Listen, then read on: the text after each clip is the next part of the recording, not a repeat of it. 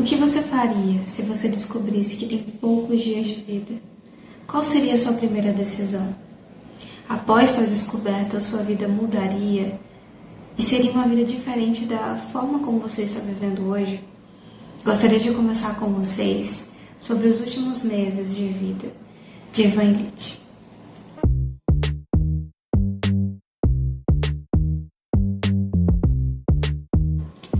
Senhoras e senhores, sejam muito bem-vindos ao meu canal literário.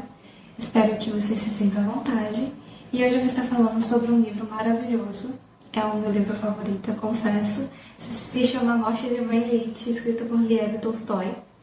Ele é um livro curto, mas ele tem uma mensagem grandiosa. E bem, fala sobre a morte do Ivan. E não é um spoiler, tá bem escrito aqui no título do livro e vocês vão saber logo mais no primeiro capítulo já da história. Então ele começa falando da morte, para depois falar da vida do Ivan Illich e por fim terminar na morte inevitável do personagem. Mas basicamente essa história, ela é curta, tem 80 páginas, então é algo que você consegue ler em uma sentada, é bem rápido. Mas ainda assim ela carrega uma mensagem impactante. Ele não precisou acrescentar mais nenhuma palavra, mais nenhuma página para nos surpreender através dessa história. E o bom também deste clássico é que ele é um livro que é fácil de se entender. Você não precisa ter um dicionário do lado para entender cada palavra. Então é uma boa pedida para quem está começando a ler algum livro clássico, quer se aventurar, tá? Então, A Morte de Ivan Illich é uma ótima indicação para vocês. E além disso, ele é escrito em terceira pessoa. Mas por onde começar, se não pela morte? Basicamente, Ivan Illich, ele sim vai morrer, mas essa morte ela vai trazer um grande significado nessa história. E eu vou, ao final, apresentar a minha cosmovisão a respeito deste livro, mas é uma cosmovisão cristã. Ivan Illich foi um homem que tinha tudo que a maioria das pessoas deseja. Ele foi um cara rico, respeitado, tinha uma vida cheia de luxos, estava no auge da carreira. Ele ainda tinha tempo para ter um hobby, o que na minha opinião isso é muito mais invejado. E ele tinha família, amigos, só que nem tudo eram flores, até porque o Ivan Illich foi um pai ausente, ele foi um marido que fugia dos problemas, tudo girava em torno dele e do seu trabalho. Em relação aos seus colegas de trabalho, a relação era superficial. Basicamente, era realmente um relacionamento que se passava mais no trabalho, ou então quando ele jogava cartas, né, que era o seu hobby. Mas não era nada muito profundo. E da mesma forma foi o seu relacionamento com os seus filhos. Até porque ele não ficava muito tempo em casa, ele era um homem muito ocupado e ainda assim ele queria sempre, como eu falei, fugir dos problemas. Ele era um cara que queria viver uma vida pacífica, fácil e agradável. E o seu relacionamento com a sua mulher, chamada Praskovia, sim, esse é o nome dela e eu não estou falando um palavrão, era bem complicado o relacionamento dos dois. Até porque o Ivan, ele dizia que a Praskovia perturbava o equilíbrio da vida. Mas ainda assim existiam algumas ilhas naquele relacionamento, como o próprio Tolstói ele fala, em que eles conseguiam se comunicar, conseguiam se entender, mas na maioria das vezes isso não era possível. E quanto mais a Praskovia perturbava a simpatia da vida, o Ivan ele se refugiava no seu escritório, ele ia para o seu trabalho e esse era o seu escape, esse era o seu Deus. A partir disso podemos perceber que Ivan Illich ele tem uma cosmovisão. A visão de mundo dele é que a vida ela deveria ser fácil, como eu falei, agradável e decente. Só que tudo isso escorre diante dos seus olhos quando uma doença se apodera sobre o seu corpo. Esse é um contraste com a cosmovisão dele, é a realidade. E nesse momento ele perde todas as suas esperanças. Na verdade, em alguns momentos ele vai ressuscitando essa esperança, então essa esperança morre. Enfim, ele procura os médicos mais renomados para o atenderem. e nada é solucionado. Ele toma remédios, ele recorre à medicina. Os médicos eles não conseguem nem tomar uma decisão definitiva do que se trata de fato a doença do Ivan. E aos poucos ele vai definhando, a gente vai acompanhando isso na história. E nada se resolve para o Ivan. E a gente consegue perceber que, embora ele seja muito rico e ele consiga ter o melhor acesso na medicina, nos melhores médicos, ainda assim ele morre. Ainda assim ele não é curado. Porque este era o seu destino. A partir disso, Ivan vai perdendo aos poucos a sua esperança, sem conseguir trabalhar, sem conseguir jogar cartas, sem conseguir fazer tudo aquilo que ele conseguia, que ele gostava de fazer antes, que ele apreciava fazer. Isso vai se perdendo aos poucos. Ele precisa fazer aquilo que ele não gostava muito, que é ficar em casa, ter que lidar com sua esposa, ter que lidar com seus filhos e ter que lidar com a sua doença. Gradativamente, Ivan vai definhando aos poucos, a ponto de depender de cuidados mínimos. Sim, justamente aquele que era tão independente. Diante da doença, as pessoas ao redor de Ivan Ilitch, quer dizer, a família dele, agem com falsa empatia, acabam dizendo que é culpa dele, a piora na saúde, e eles não são nada honestos. Eles fingem que há uma esperança ali, uma luz no fim do túnel, mas não é bem verdade. Diante destes comportamentos, o Ivan Ilitch acaba se sentindo sozinho. E tudo o que ele deseja dos seus familiares é a honestidade, é o amor e o cuidado deles para com Ivan. Talvez seja um pouco demais, talvez, já que o Ivan nunca ofereceu nada disso para a sua família enquanto ele estava saudável. Mas no final das contas é tudo o que nós desejamos, né?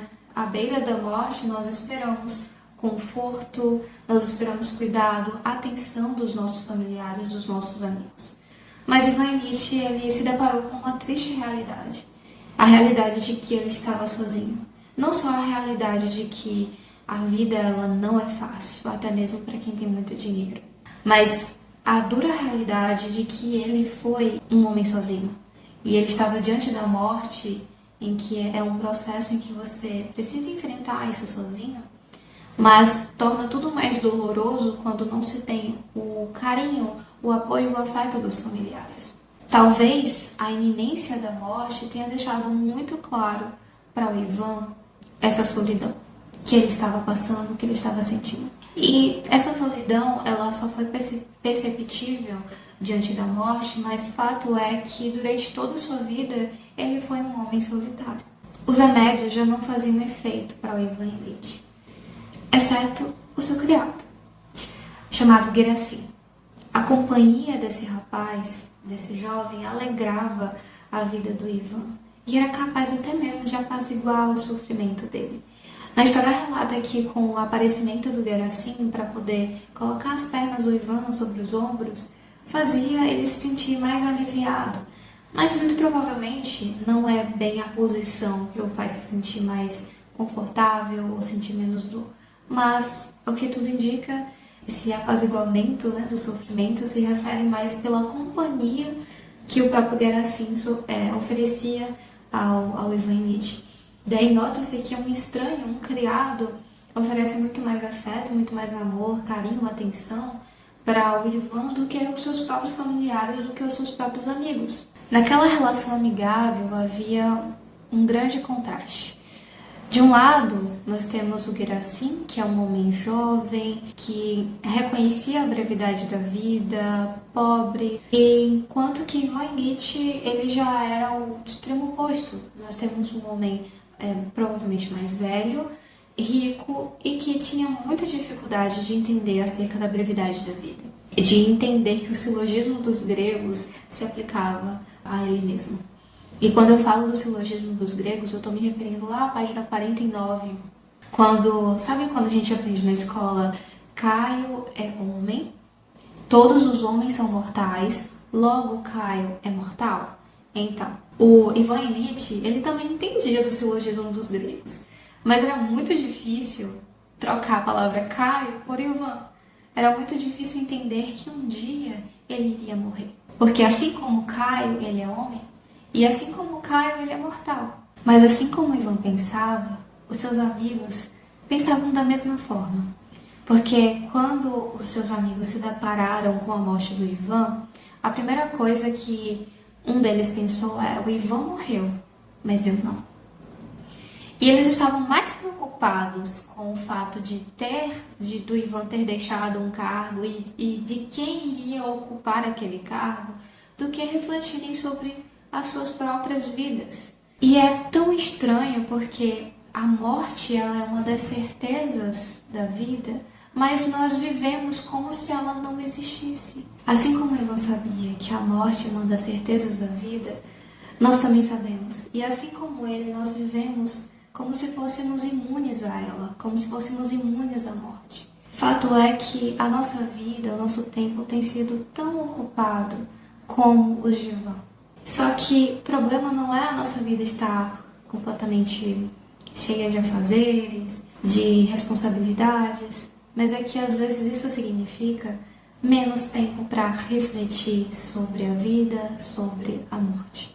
Quando não estamos ocupados com as responsabilidades, nós sucumbimos os nossos momentos que nos resta com entretenimento barato, com dopamina rápida. Às vezes, as pessoas só param para pensar com seriedade na sua vida, na morte mesmo, quando elas estão diante da morte.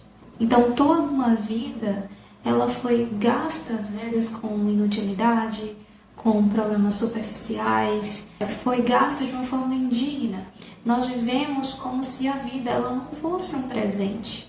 Mas do que adianta repensar nas suas escolhas? Repensar no seu trajeto, no seu modo de viver, quando se está diante da morte?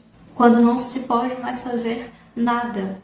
A vida não importa tanto, enquanto não há um risco à vista que possa tirá-la de nós.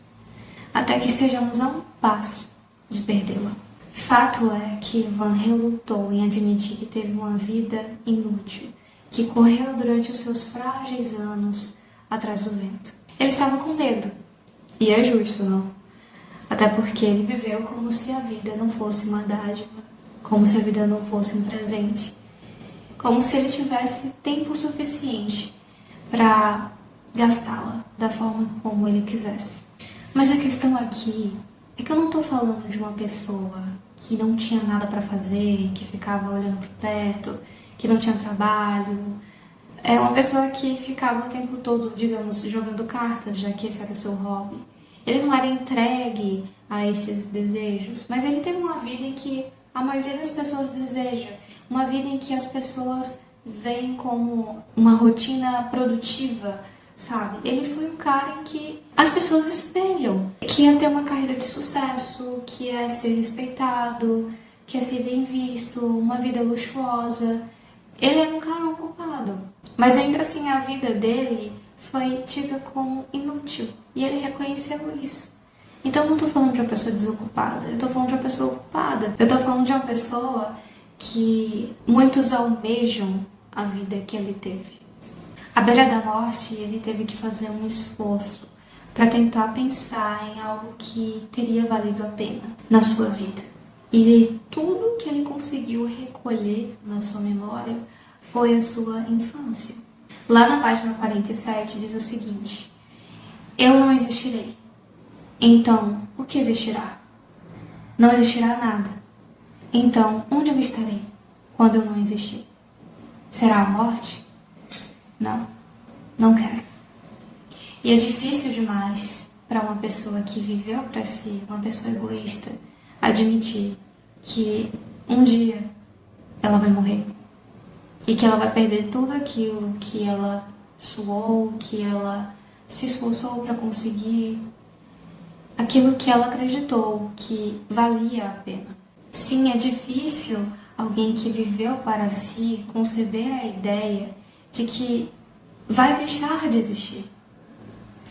Contudo, Ivan ele já estava morto há muitos anos. Quanto mais distante da sua infância, mais morto ele estava.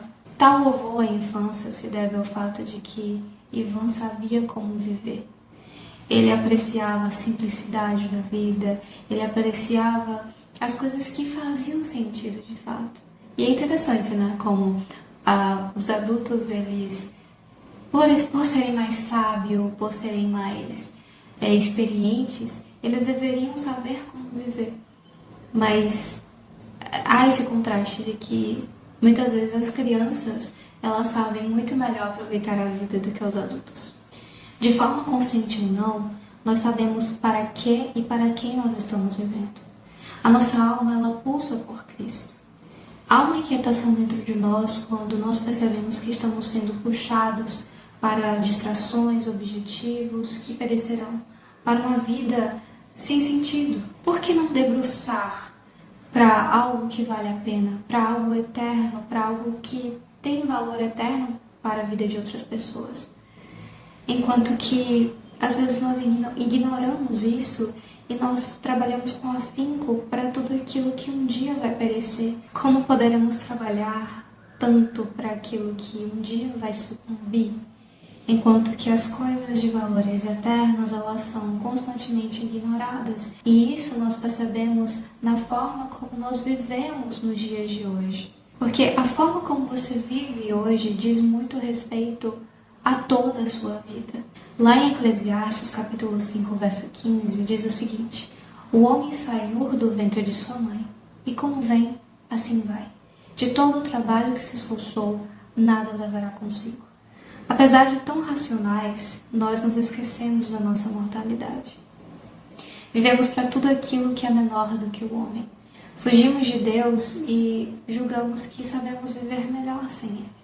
A realidade é que a forma como nós estamos vivendo o dia de hoje reflete toda uma vida. Sim, a forma como você viveu o seu dia hoje, como eu vivi o meu dia hoje, reflete toda a minha história.